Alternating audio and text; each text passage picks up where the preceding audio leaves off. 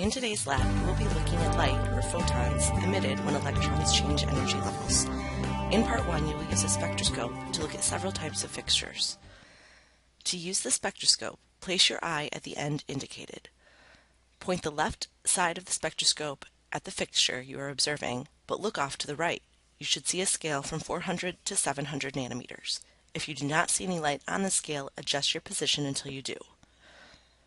Look at the various types of light assigned and record whether the light is continuous or discontinuous. Part 2 is a flame test. For this, you'll need a beaker of water, a well plate, a Bunsen burner, a striker, and a wire loop. Light your Bunsen burner by connecting it to the gas on the end of the lab benches.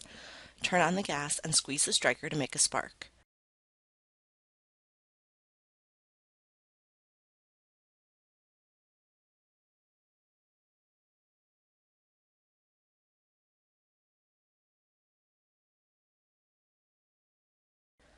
If your burner will not light, there are a few parts you can rotate to change the ratio of gas to air.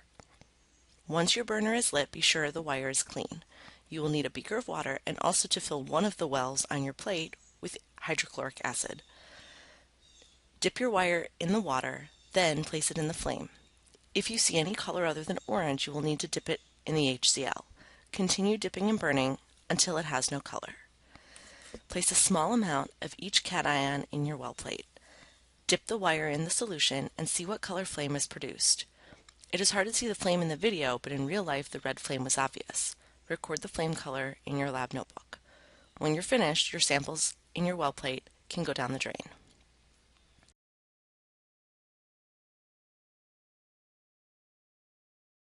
For part 3 and 4, you will use the spectroscope to look at hydrogen, then helium and neon. There are discharge tubes containing these gases in the hoods. Be sure they are on and then point the spectroscope at each gas as before. Be sure not to bump the tube, but continue to adjust until you clearly see the spectrum. For hydrogen, you are only trying to confirm your pre-lab calculations. Did you see the 4 lines you predicted? For helium and neon, you will record the position of any 3 lines for each gas and do some unit conversions.